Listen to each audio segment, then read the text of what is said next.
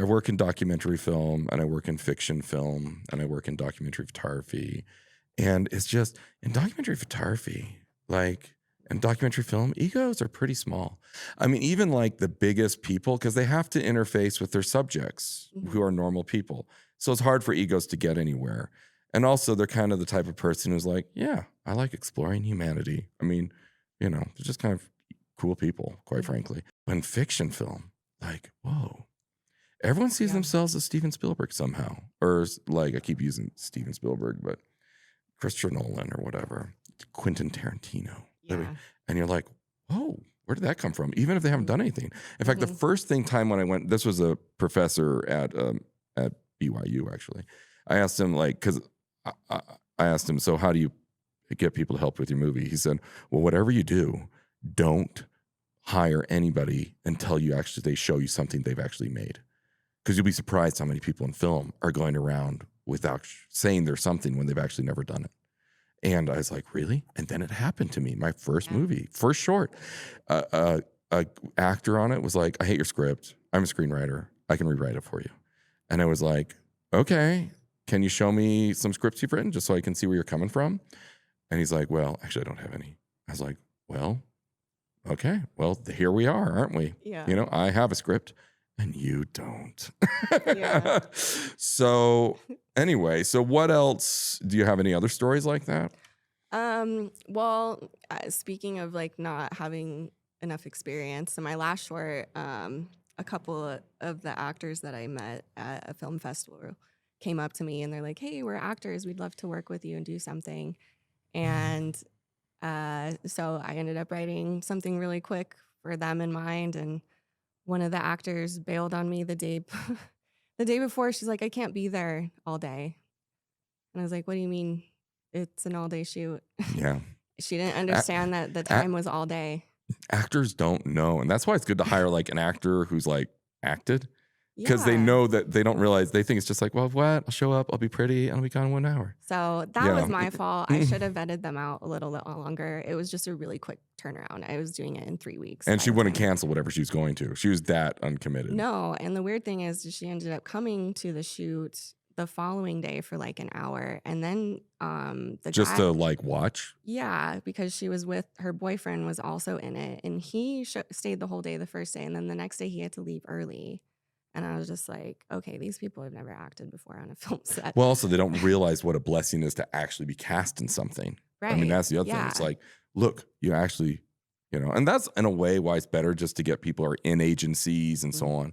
Because you cast your friend, you run into problems like that. Yeah, and I've lucked out in the past, but yeah, that one, it ended up working out. I mean, it was a little stressful and it didn't turn out as great as I hoped it would, but I knew it was a last minute project, so it was just something to do for fun, and I kind of just left it at that. But yeah, next time I'm vetting people out a lot longer. Well, I mean, in a way, I think like being very clear, and honestly, I think even when you're onboarding people to an independent project, it's very easy to be like, oh, it'll be easy, it'll be like that, be a breeze, just come help me, but like being clear, like, no, we're going to shoot a 12-hour day. You need to be there all 12 hours. It's going to be hot. It's going to be uncomfortable. And just being upfront with that. Yeah. Yeah, because in a way, those are the people you want with you because they're not going to bail mid-project. Right, yeah. So I even like, I'm going to do this next time. I've talked about this before. I'm even going to like write a form saying, we're a small independent film. These things, it's hard. Mm-hmm. If you want to go work someplace else, that's great. This is it. And have people sign it. So they're aware up front. Yeah, that's a good idea, actually. Yeah. In fact, was it? I don't know if it was Shackleton. I think it might have been Shackleton. Some great explorer of the great exploring age. Mm-hmm. He needed people to go to the South Pole with him or something. And it wasn't Shackleton. It was an American, I think. I'm pretty sure it's San Francisco. Anyway, I don't know.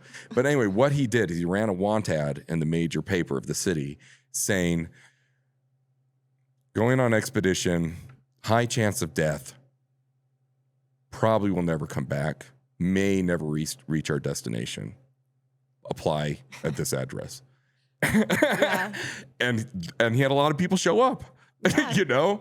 And those were the people he wanted. I love that story. Yeah, no, that's Because, great. like, there you go. Yeah, That's you do independent want film. those people that Yeah. you do, especially in like independent film, because you're working with little to no money. You want to work fast. You want people who have your back, and you want people who are going to work as hard as you are Yeah. on set, because you can't do it alone. Like, you do need an army of people to do it with you. So Yeah. yeah, that's really funny. That's funny. Another parallel story. I had a girlfriend who was like in like 4 different bands as things go. And she would like try to organize practices with her bands. And she's like, you know, what I've learned is everyone wants to be in a band, but not everyone wants to like work in a band. Right. Yeah. And another thing's like, oh yeah, sure, I'll be in your band. Oh, we have to rehearse? Oh man, Mm-hmm. I didn't know that happened. I just want to stand on stage and be cool. Yeah, Yeah. what I've learned is a lot of people don't understand how actually grueling being on set can be, like, after a 10-hour day. Yeah. When you're rolling around in the sun and everyone's dirty and tired and you're trying to get this last shot before the sun goes down. Like, a lot of it can be very stressful, and you do want people who can hustle. And Yeah. a lot of it, time is money on set. So Oh no. Oh, definitely. Yeah.